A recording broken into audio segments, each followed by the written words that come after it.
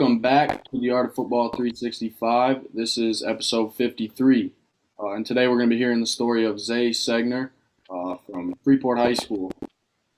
Pretty excited about this one. We had a couple A15 guys as of late, and I'm really excited to have another A15 guy. I think our area deserves a lot more credit than it's been receiving these past couple of years. We have athletes.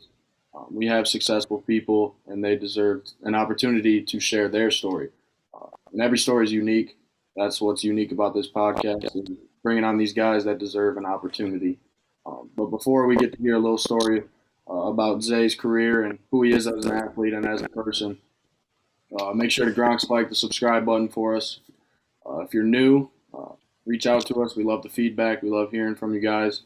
But check out our three sponsors, Driftless Quality Wear, Bacher Auto Group, and 312 Beef and Sausage. They support us, so support them.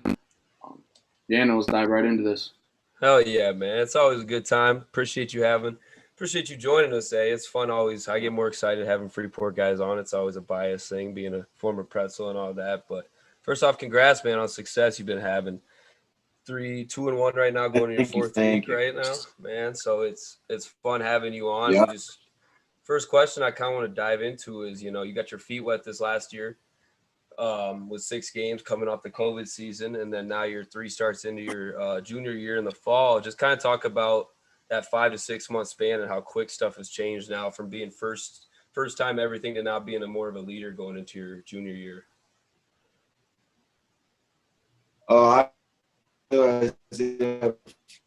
We jumped in our spring season super quick. We went from basketball to a 2-week notice that we're playing our first game of football. And so I think it was definitely challenging because we didn't have a set in stone plan. We didn't have a time area to develop everything and just jump straight to a season. I think it was all the process. I think we did better, but I think we went to do better than 3-3. But yeah. Oh yeah, for sure. And like you mentioned, like it was a process, especially for kids last year not having a season, or having a season but not having a full season with playoffs to look forward to. Kind of a lot of missed opportunities for kids that deserve the chance to have a full season. So I want to ask you, like, what was that process like for you as an individual? How did you, as an individual, kind of work through that process, knowing you weren't going to have playoffs to look forward to, knowing it was a half season? And how did you prepare for this upcoming season, kind of having less time since you had a spring season jumping right into the fall? How did you prepare for what you're a part of right now? I mean, just preparing was just playing with older people, having older guides, people to guide me through the season, just to help me and just believe in what we could do. And I think with the short span from we just got done playing in the end of April and then starting back up in June, I think just the weight room and just allowing the coaches to teach us a new plan and just get it registered in our brains. And I think that just believing in everything, that's the main goal. For sure. I kind of want you to tap into a little bit here what the culture and everything that's been established over the last 3 to 4 years with Anthony Dedman coming in, being the new Freeport head coach. Just talk about your own personal experiences and just kind of give everybody an insight that's not familiar with Freeport athletic department, all those type of things. Just kind of give people from the outside what it is to be a Freeport Pretzel and a football player. I think we're all brothers. We all played together since we were super young. And I think just the bonding, it's very big from where we come from because how small our town is. And I think everybody knows everybody. So I think it's just exciting to be a Freeport Pretzel and just have wearing the jersey and the name on the back. Just brings excitement to everybody.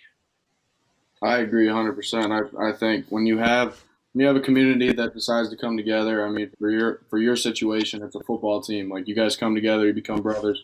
And that's what our community needs. And that's part of the reason why we interview these A15 guys is collectively, if we're together, we're stronger, we're better. And I think you've kind of seen that this year with Freeport High School football through the course of these first 3 weeks going into week 4. I think you guys have put together 2 strong games, and you had a little hiccup in in the road this past week. Um, but what's it looking like for this week? What have you guys been preparing for? Who's on the schedule this week, and how have you prepared to take on your opponent this week? I feel as if every week we should look at it as one of our last games. Play everything hard. Just make sure we got a set in stone plan. I think our plan is just execute it. Make sure we're not having hiccups. Make sure we're not turning the jets on at second, third, fourth quarter. We got to turn on the first snap. And I feel as if I just been training, just working out, but making sure my body is healthy and right. Make sure I'm not hurt. That's the main goal. And we got Harlem Friday. That's a big game.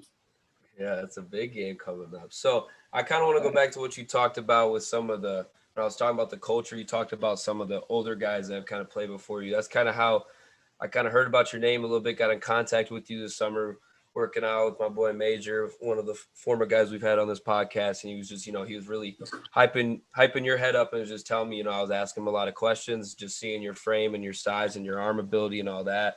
So just kind of talk about what it is to have those guys specifically, to have role models like the former guys, Matt and Major, for example, that we've had on this podcast that are still playing at a high collegiate level, and some people that you can look up to. Kind of just speak on those guys and just everybody in general.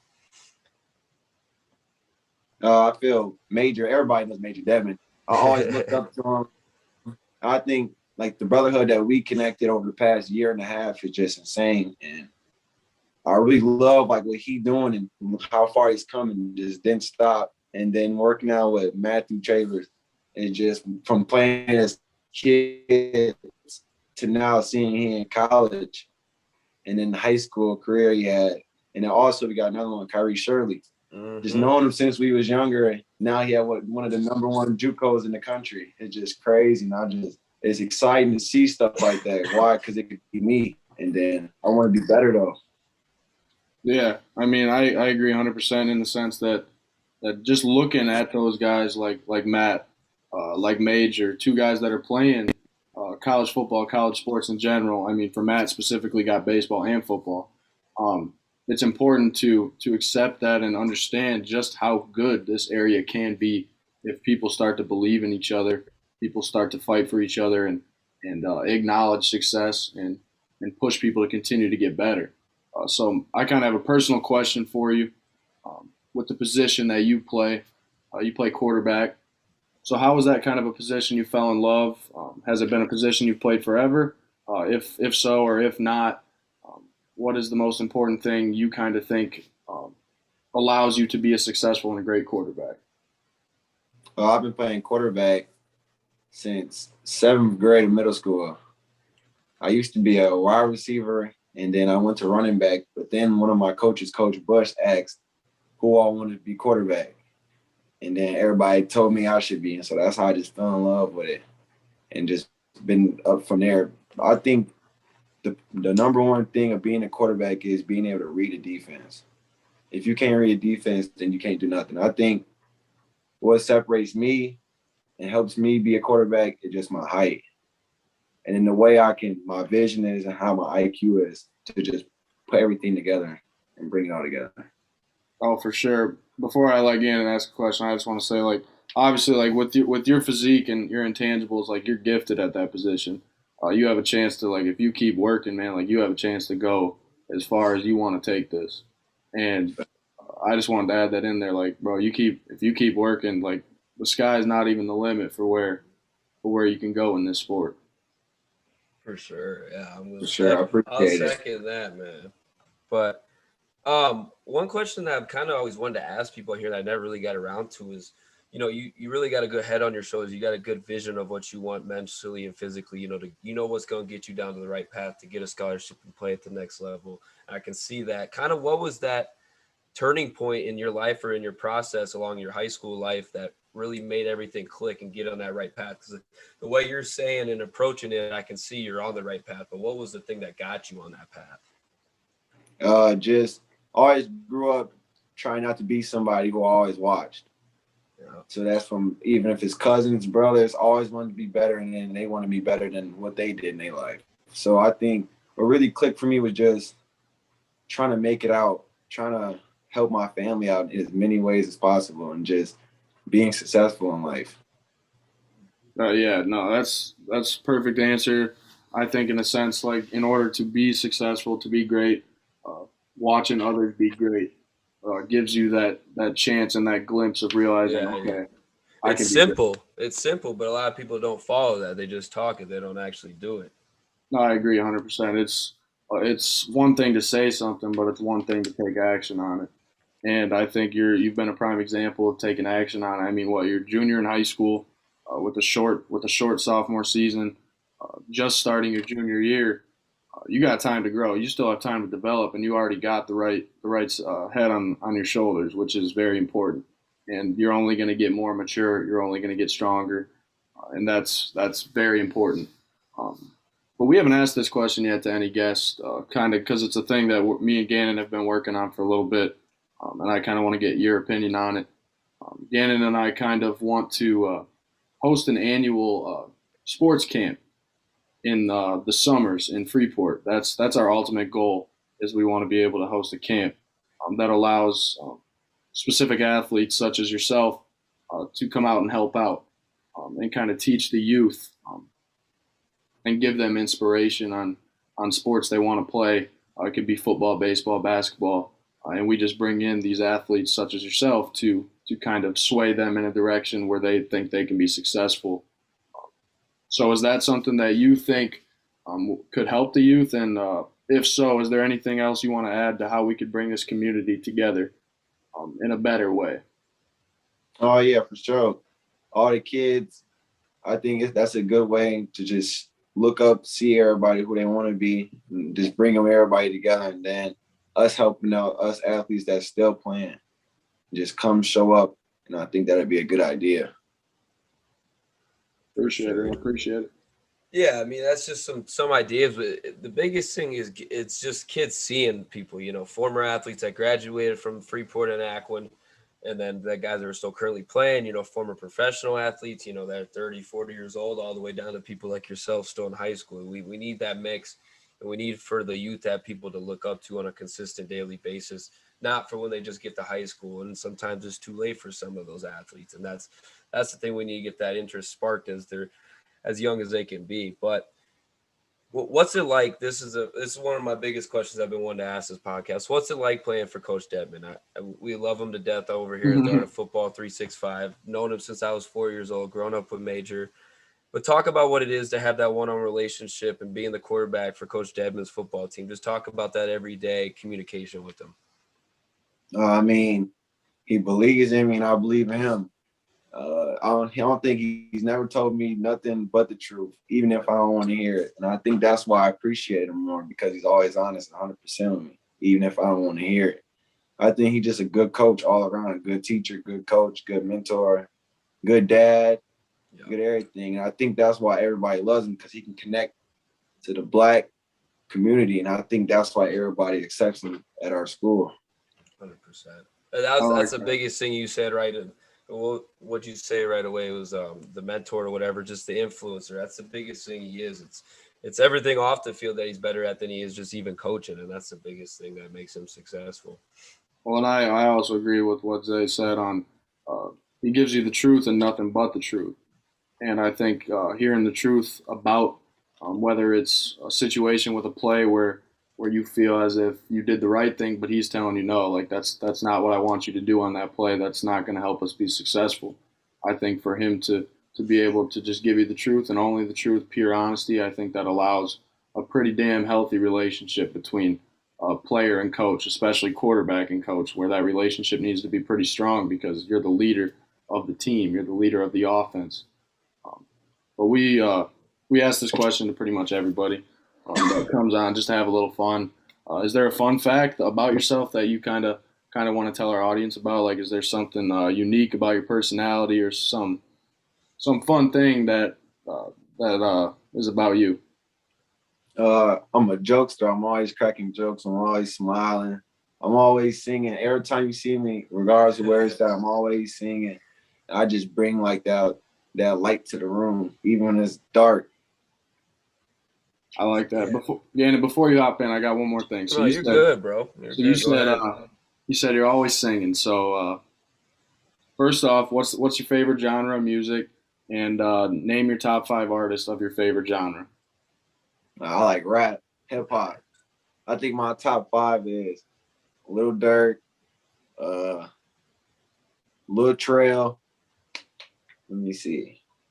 Lil Trail, Polo G, Young Boy, and Little Zay Segner. That's my top 5. Yeah, I like it. I like it. I Yeah. know Gannon and I both listen to the similar music that you do too, so I wanted to throw that in there. That's something we haven't done before, and kind of get a unique perspective on what you like to listen to.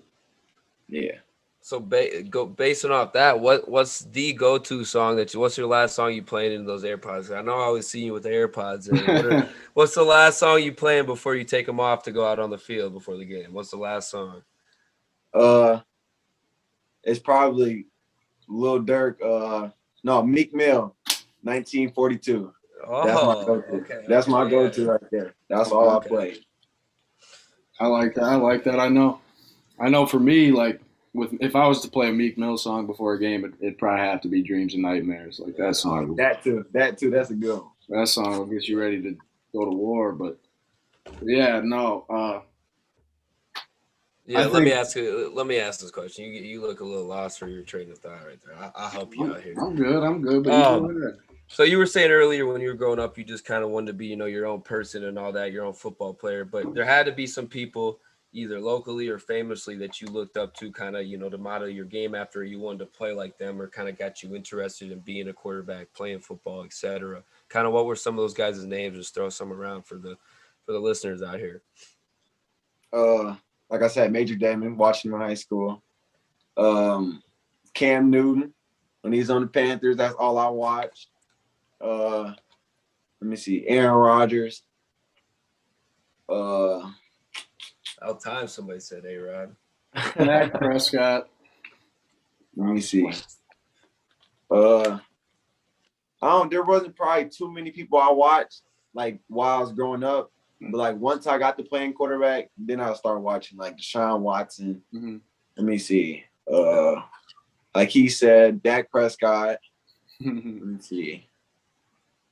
You gotta say Mahomes. Lamar Jackson. I gotta go Lamar Jackson. Lamar in high school, watching him play in high school. And then there was also like besides quarterbacks, I was watching DeAnthony Thomas, Tavon Austin. Oh, their college tapes are top. Those are college legends right there, man. Crazy. Yeah. And I think that's like mainly all I watched, besides like Odell Beckham when he was on the New York Giants. Yeah. I tweeted the other day about Odell. I'm a Cowboys fan, as you can see, and I honestly miss the Odell Beckham. Hey, he's looking good, man. He's looking real good in his workouts right now. He's going to be nice. He's already. I want him back how he used to be. That's it. That's all. Exactly. That's he was having a good year last year too. He had that big game against the Cowboys before he got hurt. That's just a poor secondary. He's going up against a poor secondary. Yeah. That's all there is to that.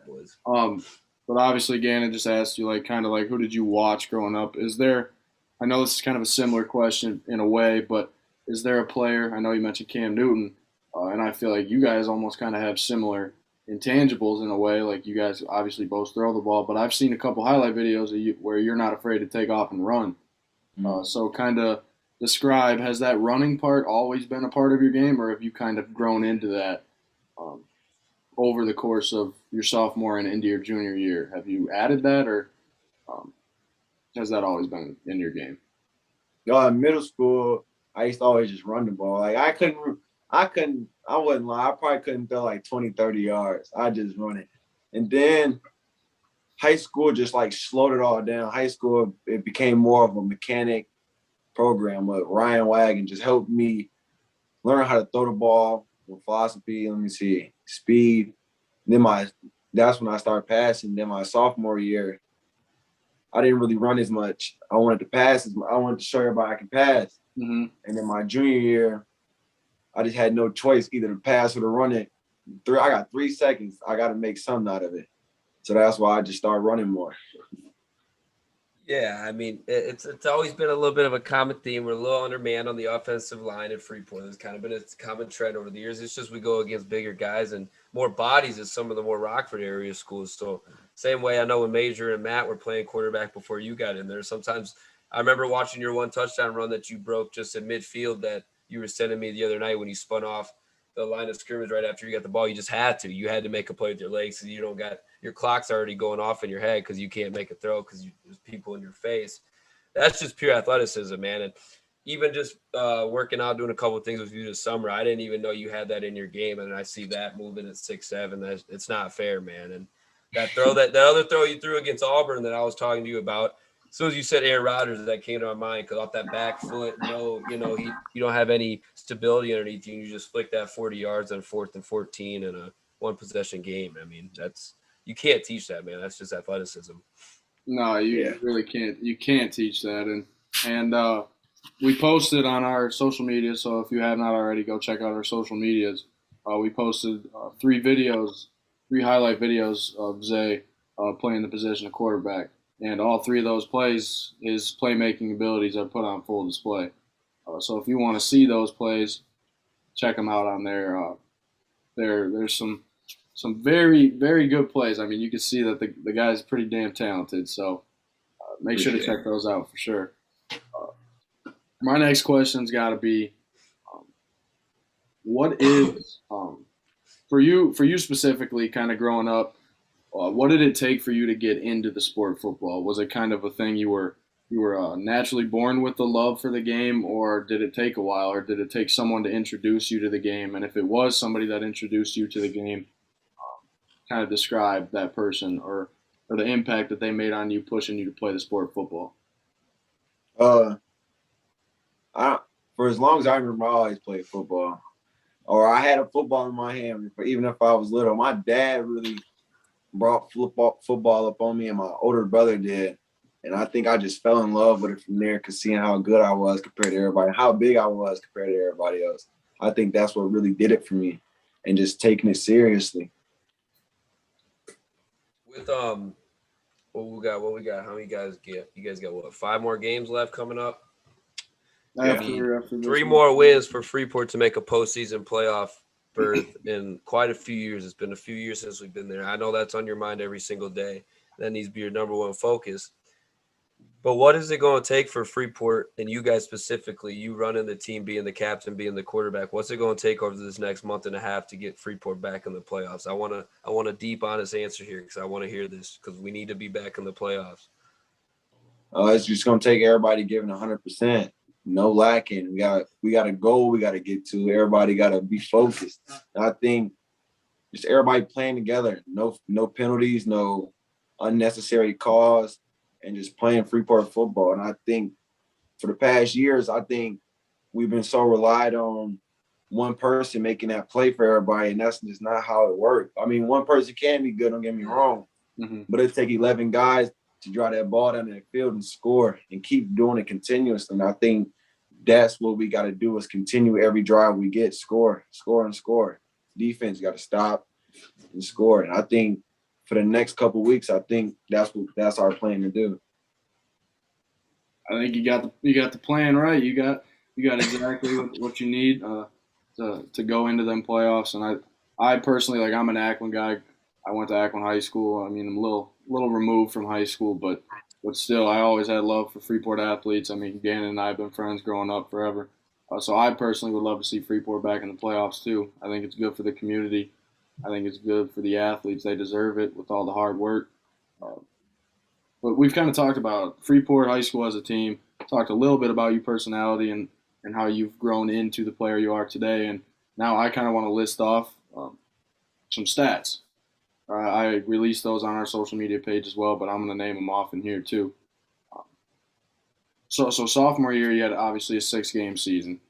In that 6-game season, you had 247 passing yards, 4 touchdowns, which is pretty damn good considering all the factors of having 6 games and being thrown into a season that's kind of just – it was strange. Last year, like we all admitted, last year was strange.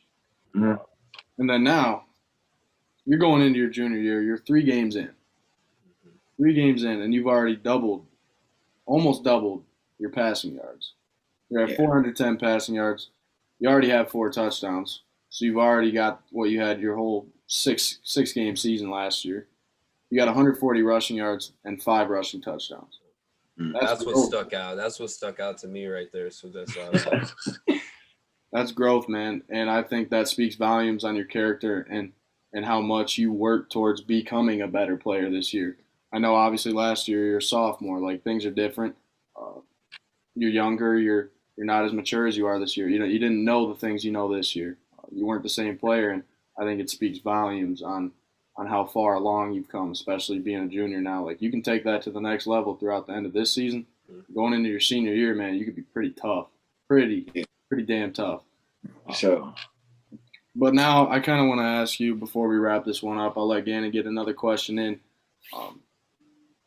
But for football, you have like a favorite NFL team? Is there a team that you sit back and love to watch on Saturday with college football or Sunday with NFL? Is there a team now that you've kind of gotten into, or are you more of a guy that just loves to put the grind on and do it yourself instead of watching? I don't got a favorite team. I always went where Deshaun Watson went, and so with him and being at the Texans and then all that allegations started, I think that's what really. I don't know. Like I never been like a team likable person. So you're more of a player guy. Yeah. Okay. That's pretty. I mean, that's another unique thing, man. There's a lot of unique things about you that's, it's kind of drawing me in to really like you, bro, because there's a lot of these responses we haven't got from even older guys before. It's a really cool. He's kind of having me like on edge right now how to ask a question, because it's like he's just going different avenues that I wasn't even thinking. But I'm really out of questions. Like I kind of just want to wrap this up by like, unless you got to add anything else here, Bryce. And I mean, I'm clear questions too. I feel like we've gotten. I just was it was really exciting, man. It's fun having Freeport guys on here, and especially seeing somebody to your age and your size and your talent. You're just starting to scratch the surface. I know that you still got over half this season left and a whole nother senior year with a lot of other sophomores and juniors at skill position that you guys are going to be damn good at. And it's fun, man. It's fun being 6 hours away at school, seeing Freeport have success and seeing these young bucks come up and keep Freeport's name in it and keep just stuff in the news, seeing you guys get interviewed. Just keep that in the back of your mind, man. Push that on the younger guys. Us older guys, Freeport guys, we really want to see that and have Freeport be better than even when we were there. I just want to implement that on you, and you keep going and make sure you get that to all the boys and get a damn playoff berth. I'll be back in about 3-4 weeks for October 8th or 9th football game. I'll slide down to see you guys, but just keep going, man. Don't take no days off. I want to see Freeport back in the playoffs. All right. Appreciate it. Appreciate everything. Yeah, for sure. And before I kind of leave you with a final message, Gannon, we forgot to throw this question in that we ask every single person. I know. I was just locked in, man. So we ask this question to every single person we interview. Basic question. So throughout this experience with us, do you have any advice for us as a podcast? Kind of just your final thoughts on your experience being on our show, and maybe throw in a little advice to kids in the A15. You're growing up, you're a junior, so what's your advice to a kid, and what's your advice to us? I feel just don't give up. Even if it ain't good times, just don't give up and always fight through everything you go through. And I think you always going to come out on top if you fight hard enough. And I think for y'all, I love what y'all doing and just like giving everybody opportunities, even when y'all in a predicament. I think just keep going, keep posting everything, because I'm going to share everything. Anything I see y'all doing, I'm sharing it. And then just keep going and keep grinding. I appreciate that, man. It means a lot. We love hearing the feedback from people after we have them on the show. It truly means a lot. And I also want to say thank you for coming on. Thank you for taking the time out of your night. Because obviously you didn't have to do this for us. You didn't have to come on here and share your story, but you were able to do that for us, and we greatly appreciate that. And I kind of share the same thoughts as Gannon, man. I want to see Freeport back in the playoffs. I want to see you as an individual be successful. And I want to see your teammates grind it out. Continue to be that leader, man. You're the quarterback. You're the leader of the offense. You're the captain out there. Hold people accountable. If you hold them accountable, they hold you accountable. Coach holds you accountable, vice versa. You guys can go a long way. And like I said, with your frame, your intangibles, you got a shot to be special, man. And you're a junior. You got a whole rest of this season. You got a senior season. Just grind, man, because you don't get it back. You don't get this back ever. And I mean, I can sit here and say the same thing. Like I miss football daily. I love the sport, playing it. Gannon obviously never played it. He played golf, but oh well. And but don't take advantage, or don't take it for granted, because when it's gone, man. And I got faith in you that you can take this the distance. So good luck this week. Beat Thank Harlem. you. Keep preparing. Oh yeah, keep on, man. Keep up the good work. Don't settle. I'm excited to see where this season takes Freeport and next season as well. So I'm grateful that we had this interview. But next week we got episode 54 coming out, so tune in for that. That'll be dropping on Friday. Until then, Grok spike the subscribe button for us.